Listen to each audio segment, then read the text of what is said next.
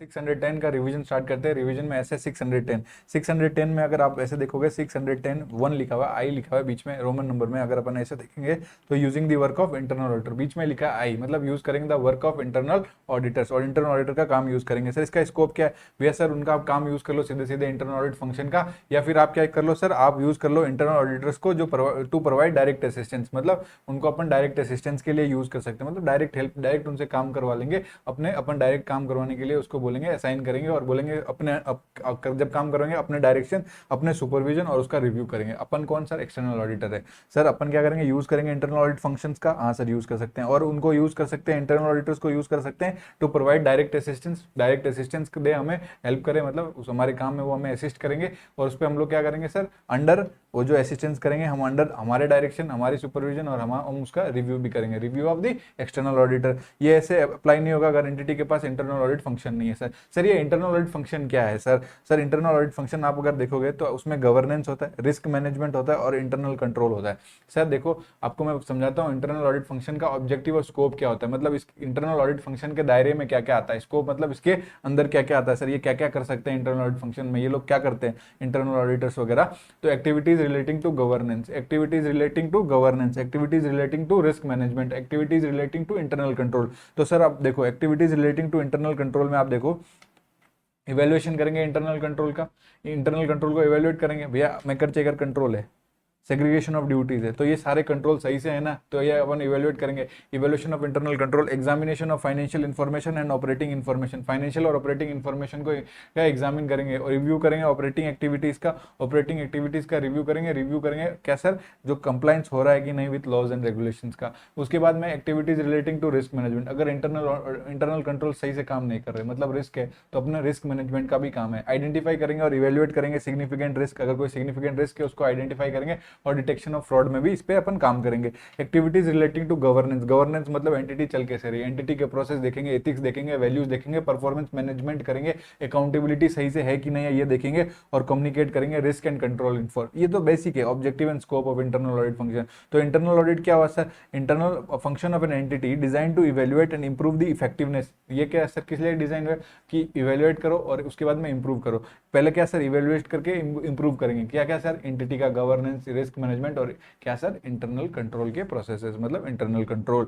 Direct assistance मतलब internal auditors को हम बोलेंगे कि प्लीज आप ये परफॉर्म करिए हमारे लिए, हमें असिस्ट करिए, ये ऑडिट प्रोसीजर्स परफॉर्म कर दीजिए हमारे लिए, हमारे डायरेक्शन, हमारे सुपरविजन, और हम उसके क्या करेंगे? रिव्यू करेंगे। एक्सटर्नल ऑडिटर उसका रिव्यू करेगा। Very simple. सर कौन सा वर्क यूज कर सकता है एक्सटर्नल ऑडिटर? सर मैंने आपको बताया था कॉस्ट मतलब ऑपरेटिंग इफेक्टिवनेस ऑफ कंट्रोल, ये जो मेकर चेकर का कंट्रोल है ये ऑपरेटिंग कर रहा है ना इफेक्टिवली। सर ओ मतलब sir observation of inventory count, S मतलब सब्सटेंसिव प्रोसीजर जिसमें लिमिटेड जजमेंट लगता है, टी से ट्रेस करेंगे ट्रांजेक्शंस को थ्रू द इंफॉर्मेशन सिस्टम, उस ट्रांजेक्शन को अपने इंफॉर्मेशन सिस्टम मतलब अपने उसको उस ट्रांजेक्शन को ढूंढ के निकाल के दे देगा आपको इंटरनल ऑडिटर का जो इंटरनल ऑडिट फंक्शन या इंटरनल ऑडिट जो भी बोलो। टेस्ट करना हो अगर compliance with laws and regulation, तो ये वाला में भी हम यूज कर सकते हैं work of internal audit function. आपको इवेल्युएट करना है कि ये जो work of internal audit function है वो मैं यूज करूं कि नहीं करूं for the purpose of audit. अगर आपको ये डिटरमाइन करना है कि ये whether work of internal audit function can be used for the purpose of audit, तो आपको ये इवेल्युएट करना पड़ेगा। सर क्या इवेल्युएट करना पड़ेगा वो आप लिखना। मेरे गंदे सी ड्राइंग देखो सर, एक गंदी सी ऑर्गेनाइजेशन बनाई मैंने सर, देखा ये ऐसी ऑर्गेनाइजेशन बनाई, ऑर्गेनाइजेशन के अंदर मैंने ऐसा बोल्ड लेटर में लिखा ऑर्गेनाइजेशन, ठीक है, और उसके बाद में दो उसके ऐसे एरो बनाए, उसमें मतलब ऑर्गेनाइजेशन का स्टेटस और ऑर्गेनाइजेशन के रिलेवेंट पॉलिसीज एंड प्रोसीजर्स। वो क्या करते हैं सर?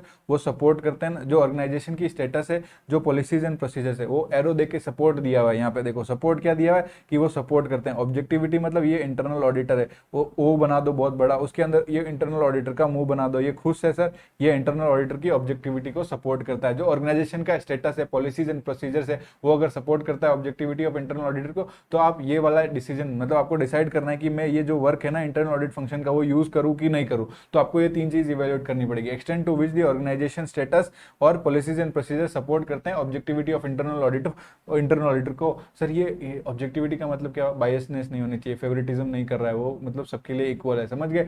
एल मतलब एलओसी मतलब लेवल ऑफ कंपिटेंस, और एसएनडी मतलब systematic and discipline approach follow करता है इंक्लूडिंग क्वालिटी कंट्रोल। सर आप इधर आके वापस पढ़ा भी देता हूं सर, आपको लगेगा कि मैं अपने से बता रहा हूं। Extend to which internal audit function organization support दी क्या organization status and relevant policies and procedures support the objectivity of internal audit और level of competence of internal audit function. क्या internal audit function apply करता है systematic and disciplined approach including quality control. Sir use नहीं करेंगे sir, external auditor shall not use the work of internal audit function if कब ये organisation का जो status है, पॉलिसीज एंड प्रोसीजर से सपोर्ट नहीं करता है, क्या सर, एडिक्वेटली सपोर्ट नहीं करता ऑब्जेक्टिविटी ऑफ इंटरनल ऑडिट और लेक करता है sufficient competence, does not apply systematic and discipline approach, जो ऊपर लिखा है ना उसका उल्टा लिख दिया कि does not adequately support, lack sufficient competence और does not apply systematic and discipline approach including QC quality control, chapter 1 में पढ़ के आए ना।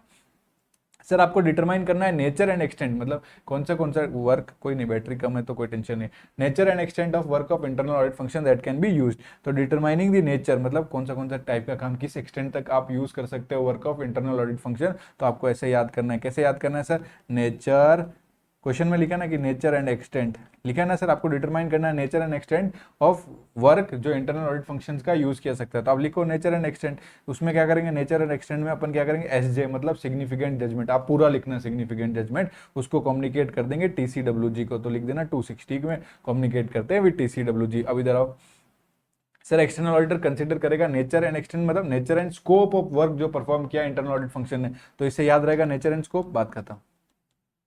एक्सटेंट से क्या याद रखना है sir, extent of involvement of external auditor, भैया जब अपन यूज कर रहे हैं work of internal audit function to the extent plan, क्या वो would still result in external auditor being sufficiently involved in the audit, वो सफिशिएंटली इन्वॉल्वड है ना ऑडिट में। उसके बाद में एसजे मतलब significant judgement, sir external auditor को करने पड़ेंगे सिग्निफिकेंट जजमेंट, क्या करने पड़ेंगे, सिग्निफिकेंट जजमेंट तो एक्सटर्नल ऑडिटर को ही करने पड़ेंगे, इंटरनल ऑडिट से थोड़ी करेंगे भैया, जहाँ पे ज्यादा जजमेंट इन्वॉल्व है। ज्यादा जजमेंट कहाँ पे इन्वॉल्व होता है सर, जहाँ पे प्लानिंग एंड परफॉर्मिंग करनी है। सर आपको ऑडिट प्रोसीजर्स, क्या ऑडिट प्रोसीजर्स लगाने, ये आप इंटरनल ऑडिट फंक्शन से थोड़ी डिसाइड करवाओगे, इवेल्युएट करने हैं जो ऑडिट एविडेंस आपने गैदर किया, भैया ऑडिट एविडेंस गैदर कर लिया आपने, मिल गया आपको, ये इवेल्युएट करने के लिए आप इंटरनल ऑडिट फंक्शंस को लगाओगे नहीं सर। तो external auditor shall make all the significant judgement, जहां पे मोर जजमेंट इन्वॉल्व है sir, planning and performing audit procedures के रिगार्डिंग देख लो, या इवेल्युएट करने audit evidence gathered, higher assess risk of material misstatement, आपने एसेस किया risk of material misstatement ज्यादा है, तो यहाँ पे एक्सटर्नल ऑडिटर खुद करेगा make all the significant judgement. आपको ये ऊपर वाले 2 point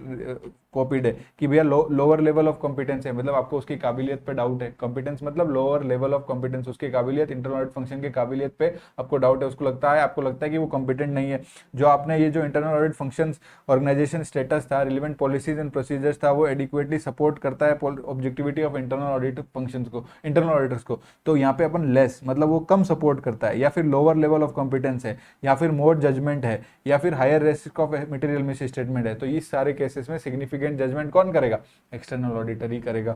sir nature and extent हो गया, तो nature and scope, extent to extent of which involvement, एसजे मतलब सारे सिग्निफिकेंट जजमेंट, और एसए 260 मतलब और एक्सटर्नल ऑडिटर क्या करेगा, कम्युनिकेट कर देगा टीसीडब्ल्यूजी को कि उसका प्लान स्कोप क्या है, टाइमिंग ऑफ ऑडिट क्या है, प्लान स्कोप और टाइमिंग ऑफ ऑडिट, ये 260 में हम लोग पढ़ के आए, यही कम्युनिकेट करते हैं scope and timing of audit, कि स्कोप में क्या क्या कवर किया और टाइमिंग ऑफ ऑडिट। और एक चीज और कर देना 610 में, मतलब 610 के हिसाब से सोचो क्या कम्युनिकेट करेगा कि एक्सटर्नल ऑडिटर ने कैसे प्लान किया है to the use of the work of internal auditor. Sorry थोड़ा जल्दी पढ़ाना पड़ रहा है, रिवीजन है। Using the work of internal audit function, आपको यूज करना है इंटरनल ऑडिट वर्क किसका, इंटरनल ऑडिट फंक्शन का, तो क्या करोगे, पहले आप जाके डिस्कशन करो सर, डिस्कशन करोगे सर, इधर आओ इधर आओ सर, आपको डिस्कशन करना है और कोऑर्डिनेट करना है। डिस्कशन किस चीज का, discussion regarding the use of his work and coordinate with the internal audit function, उसके बाद में उसकी रिपोर्ट रीड करना, यहीं से पढ़ लो। देखो पहले डिस्कस करेंगे, कोऑर्डिनेट करेंगे, फिर बीच में मैंने रिपोर्ट बनाई, रिपोर्ट को आप पहले डिस्कस कर लिया, कोऑर्डिनेट कर लिया, उसकी रिपोर्ट पढ़ ली, फिर आप परफॉर्म कर लेना sufficient appropriate sufficient audit procedures, क्या है, सफिशिएंट अप्रोप्रिएट ऑडिट प्रोसीजर्स आप परफॉर्म कर लेना to determine the adequacy of internal audit function.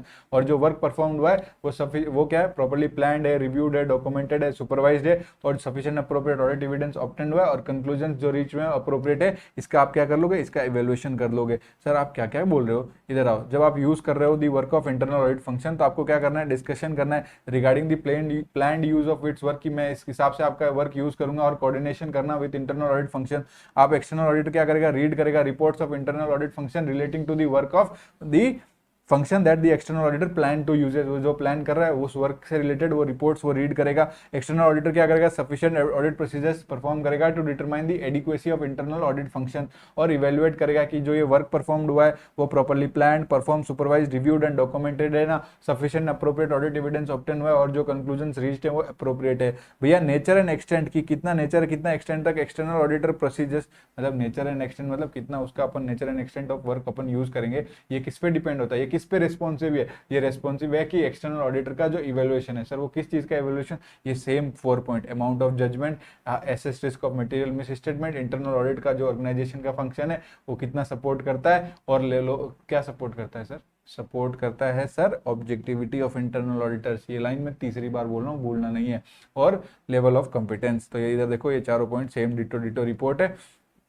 अगर आपने ये कॉपी में डायग्राम बनाया है तो आपको याद रहेगा। Discussion and coordination with internal audit function, read the reports, perform sufficient audit procedures to determine the adequacy of internal audit function, और वर्क जो प्रॉपर्ली प्लान्ड है, सुपरवाइज्ड है, रिव्यूड है, डॉक्यूमेंटेड है, सफिशिएंट अप्रोप्रिएट एविडेंस ऑब्टेन है, conclusion जो reach हुआ है वो अप्रोप्रिएट है। नेचर और एक्सटेंट क्या है सर, नेचर और एक्सटेंट क्या है सर, वो shall be responsive of external auditor evaluation of 4 चीज, वो 4 चीज मैं 4 बार नहीं बोलूंगा, बता चुका हूँ।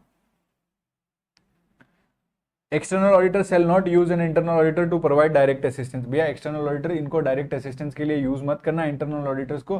सर कब नहीं करना, जब आपको लगता है कि significant threat to the objectivity है, भैया आपको लगता है इसके ऑब्जेक्टिविटी कॉम्प्रोमाइज हुई है, इसके थ्रेट है, तो आप नहीं करना, और लैक करता है सफिशिएंट कॉम्पिटेंस, काबिलियत नहीं है। सर सिग्निफिकेंट जजमेंट क्या है, सिग्निफिकेंट जजमेंट मैंने बोला था, आप इतना याद रखना, कंटीजेंट लाइबिलिटी, एक डब्बा बना गोल गोल, उसके अंदर लिखो कंटीजेंट लाइबिलिटी। कंटीजेंट लाइबिलिटी अगर इसका आपको प्रोविजन बनाना है, मतलब अकाउंटिंग एस्टिमेट्स कर रहे हो आप, तो ये अगर एक कंटीजेंट लाइबिलिटी है, कंटीजेंट लाइबिलिटी आपके ऊपर कोई केस चल रहा है, अगर ये मैच्योर हो गई तो आपके गोइंग कंसर्न खतरे में, तो आपको एसेस करना पड़ेगा ना, इस जो कंटीजेंट लाइबिलिटी है उसका risk of material miss statement आप एसेस करोगे। वो एसेस करने के लिए आपको कुछ टेस्ट परफॉर्म करना पड़ेंगे, तो चेक करो सफिशिएंसी ऑफ टेस्ट परफॉर्म हुए हैं, और उसके बाद में इस कंटीजेंट लाइबिलिटी को एडिक्वेटली डिस्क्लोज करो। सर आपने किधर से भी कुछ नहीं बोला ना, आप एसेस करो इसका risk of material miss statement, और उसके बाद में आप गोइंग कंसर्न चेक करो, और एक कंटीजेंट लाइबिलिटी अकाउंटिंग एस्टिमेट से इसके ऊपर सफिशिएंसी ऑफ टेस्ट परफॉर्म करो और एडिक्वेसी ऑफ डिस्क्लोजर कर दो। अगर ये आपने अपने कॉपी में लिखा होगा तो देखो, assess risk of material misstatement, evaluating sufficiency of test perform, evaluating the appropriateness of management use of going concern assumption, evaluating the significant accounting estimates, evaluating the adequacy of disclosure in financial statement. ऐसे ही याद रहता है मेरी जान, और कभी नहीं भूलोगे। तो सर आओ नीचे, आपको सर डिटरमाइन करना है nature and extent of work that can be assign to internal auditors for providing direct assistance. भैया कितना नेचर मतलब किस टाइप का, कितना एक्सटेंट तक हम वर्क जो है वो असाइन कर सकते हैं इंटरनल ऑडिटर्स को जो प्रोवाइड करेंगे हमें डायरेक्ट असिस्टेंस। तो उसमें एक्सटर्नल ऑडिटर कंसीडर करेगा, क्या कंसीडर करेगा, amount of judgement, assessed risk of material misstatement, evaluation and existence of significance of threats to the objectivity and level of competence। चारों पॉइंट सेम है, इधर भी पढ़े थे, ये इधर ठीक है, इधर भी पढ़े थे, level of come same point है, थोड़ा अलग तरीके से लिखा है। अगर आपको दिमाग में जमेगा तो आपको याद आ जाएगा कि अगर अपने को डिटरमाइन करना है कि मैं ये डायरेक्ट असिस्टेंस के लिए कितना काम असाइन करूं इंटरनल ऑडिटर फंक्शन को या इंटरनल ऑडिटर्स को, तो एक्सटर्नल ऑडिटर क्या कंसीडर करेगा, amount of judgement. Amount of judgement में हमने लिखा था, पढ़ा था, प्लानिंग और परफॉर्मिंग करना है रिलेवेंट ऑडिट प्रोसीजर्स, और इवेल्युएट करना जो ऑडिट एविडेंस गैदर्ड हुआ है, ठीक है, एसेस करना है risk of material misstatement, evaluation करना है किस चीज का sir, evaluation of existence and significance of threat to the objectivity and level of competence. कितना सिंपल है सर, इस काम के लिए तो आप डायरेक्ट असिस्टेंस के लिए, अरे मेरे को लगा था मैंने ये क्वेश्चन के लिए यहाँ पे क्वेश्चन मार्क नहीं किया, बट यहाँ पे मैंने किया, आई एम सो गुड यार। तो sir the external auditor shall not use internal auditor to provide direct assistance to perform the procedures, ये बहुत इंपॉर्टेंट है। हाँ, तो आप यहाँ पे इनको यूज नहीं कर सकते। The external auditor shall not use internal auditor to provide direct assistance to perform ये वाले प्रोसीजर्स, ये वाले के लिए मेरे भाई एक्सटर्नल ऑडिटर, आप इंटरनल ऑडिटर्स को डायरेक्ट असिस्टेंस के लिए यूज मत करना। कहाँ पे, जहाँ पे सिग्निफिकेंट जजमेंट है तो वहाँ पे आप मत यूज करना। सिग्निफिकेंट जजमेंट क्या होते हैं बता चुका हूँ। सर क्या बताया सर, कंटीजेंट लाइबिलिटी वाला एग्जांपल देके अकाउंटिंग एस्टिमेट का evaluation, sir adequacy of disclosure, assessing risk of material miss statement, ये सारा बता चुका हूँ, दोबारा नहीं बता रहा। तो ऐसे सिग्निफिकेंट जजमेंट में जो डिसीजन लेगा वो एक्सटर्नल ऑडिटर लेगा कि इंटरनल ऑडिटर लेगा, या इंटरनल ऑडिटर को डायरेक्ट असिस्टेंस के लिए असाइन कर देंगे, नहीं करेंगे sir. Relate to the higher assessed risk of material misstatement, sir एक ही बात को दोबारा गोल गोल घुमाता है सर। तो sir relate to the higher assessed of risk of material where the the judgement is more than limited, थोड़ा नहीं ज्यादा जजमेंट चाहिए तो एक्सटर्नल ऑडिटर, ये आप डायरेक्ट खुद ही करो, डायरेक्ट असिस्टेंस की मत सोचो यहाँ पे। सर अब तीसरा वाला उस वर्क से रिलेट करता है जिस वर्क को की रिपोर्टिंग कर रहा है इंटरनल ऑडिट फंक्शन मैनेजमेंट या टीसीडब्ल्यूजी की। तो जो रिपोर्टिंग वाला वर्क है, जो रिपोर्टिंग कौन कर रहा है, इंटरनल ऑडिट फंक्शन, तो सेम टू सेम उसको छापना थोड़ी, आप अपना खुद करो और एक्सटर्नल ऑडिटर खुद करेगा काम। और लास्ट वाला पॉइंट मैंने बोला था, अगर कोई भूल गया तो एग्जाम के बाद आप कॉलिंग, क्या एग्जाम के बाद कॉलिंग के नहीं, एग्जाम के बाद आप मुझे कॉल करना। तो सर अगर लास्ट वाला पॉइंट आप भूल गए कि अपन क्या पढ़ रहे हैं कि एक्सटर्नल ऑडिटर ये सब काम के लिए यूज नहीं करेगा, डायरेक्ट असिस्टेंस प्रोवाइड करने के लिए एक्सटर्नल ऑडिटर इंटरनल ऑडिटर्स को यूज नहीं करेगा। जहाँ पे सिग्निफिकेंट जजमेंट है, रिलेट करता है to the higher assessed of risk of material statement में, जहाँ जो जजमेंट है मोर देन लिमिटेड है, रिलेट करता है उस वर्क से जो उसकी रिपोर्टिंग मैनेजमेंट को या टीसीडब्ल्यूजी को इंटरनल ऑडिट फंक्शन कर रहा है। और लास्ट वाला वो पॉइंट है जो मैंने बोला था, अगर कोई भूल गया तो एग्जाम बाद मुझे कॉल करना, और मैं कॉल करने के, आप मेरे को जब कॉल करोगे मैं आपको शाबाशी दूंगा। शाबाशी मतलब रिलेट टू द डिसीजन जो एक्सटर्नल ऑडिटर इस स्टैंडर्ड में बनाएगा। सर वो डिसीजन जो एक्सटर्नल ऑडिटर को इस ऐसे में लेना है, इस ऐसे में क्या लेना है, using the work of internal audit function, मैं डायरेक्ट असिस्टेंस उसका ले ये लूं कि नहीं हूं। तो एक बात बताओ, आपको ये डिसाइड करना है कि मैं डायरेक्ट असिस्टेंस लूं कि नहीं, कितना काम इंटरनल ऑडिट फंक्शन का यूज करूं, तो उसके लिए आप इंटरनल ऑडिटर्स को यूज करोगे क्या, उनकी असिस्टेंस लोगे क्या ये डिसाइड करने में, ये उसके लिए नहीं करोगे आप। ठीक है, तो वेरी सिंपल पॉइंट, इन कामों के लिए आप इंटरनल ऑडिट फंक्शन मतलब आप यूज नहीं करोगे इंटरनल ऑडिटर्स को कि आपको डायरेक्ट असिस्टेंस दे। ठीक है, और आपको डिसाइड करना है कि डायरेक्ट असिस्टेंस लेने से पहले ये चीजें कंसीडर करनी है, वेरी सिंपल। सर आपको डिटरमाइन करना है कि इंटरनल ऑडिटर्स को आप डायरेक्ट असिस्टेंस के लिए यूज कर सकते हो for the purpose of auditor, जहां पे प्रोवाइड किया गया वहां तक वैसे भी यूज नहीं कर सकते, जहां पे प्रोवाइड नहीं किया वहां पे वही चेक करोगे। इवेल्युएशन एंड क्या evaluation, existence and significance of threat to the objectivity and level of competence, same line repeated बार बार। और जब इवेल्युएशन करोगे उसमें क्या है, आप इवेल्युएशन करोगे किस चीज का, existence and significance of threat to the objectivity including inquiry of internal auditor. Inquiry में क्या करोगे सर, वो रिलेशनशिप, वो देखो मैंने यहाँ गोले कर दिए तो टेंशन मत लो, मुझे दिख रहा है सब, मेरे दिमाग में है। Sir inquiry of internal auditors में क्या करोगे सर, सर आप इंक्वायरी ऑफ इंटरनल ऑडिटर्स में ये इंक्वायरी करोगे रिगार्डिंग इंटरेस्ट एंड रिलेशनशिप, वो इंटरेस्ट और रिलेशनशिप जो क्रिएट कर सकते हैं थ्रेट टू दी ऑब्जेक्टिविटी, तो उसकी इंक्वायरी कर लेना। गोल गोल घूम के वहीं आ गए। सर आपको अगर इवेल्युएट करना है कि ये भैया हमारी ऑब्जेक्टिविटी ऑडिटर्स की इंटरनल ऑडिटर की ऑब्जेक्टिविटी कंप्रोमाइज हुई है, तो कौन से फैक्टर कंसिडर करोगे, क्या कोई सिग्निफिकेंट फाइनेंशियल इंटरेस्ट है उसका, क्या कोई एसोसिएशन है उसका डिवीजन या डिपार्टमेंट के साथ, क्या उसका फैमिली और पर्सनल रिलेशनशिप है किसी इंडिविजुअल के साथ जो ऑर्गेनाइजेशन में काम कर रहा है, या फिर ई से मतलब extend to which internal audit function organisation status policies and procedure support the objectivity of internal auditor. External auditor के अपने डॉक्यूमेंटेशन में क्या क्या इंक्लूड करेगा सर, वो वर्किंग पेपर जो प्रिपेयर किए इंटरनल ऑडिटर्स ने for providing the direct assistance. Sir working papers जो किसने प्रिपेयर किया, इंटरनल ऑडिटर्स ने, जो इंटरनल ऑडिटर आपको डायरेक्ट असिस्टेंस दे रहा था। रिटन एग्रीमेंट आपने ऑथराइज रिप्रेजेंटेटिव या किसी इंटरनल ऑडिटर से लिया है, किसने रिव्यू किया है, किस डेट को रिव्यू किया है, एक्सटेंट ऑफ रिव्यू किया है वो। Sir evaluation and existence of significance of threat to the objectivity and level of competence of the internal auditors use to provide direct assistance. तो आपके 4 पॉइंट्स तो ऐसे ही हो गए। और basis for the decision regarding the nature and extent of the work जो perform किया internal auditor को, आपको याद रहे तो अच्छा, वरना 4 पॉइंट आपको याद रहेंगे। एक तो वर्किंग पेपर हो गया, एक रिटर्न एग्रीमेंट हो गया, WPWA, ठीक है, वर्किंग पेपर रिटर्न एग्रीमेंट और किसने रिव्यू किया, ठीक है, किसने रिव्यू किया, हु रिव्यूड, किस डेट को रिव्यू किया, किस एक्सटेंट को किया।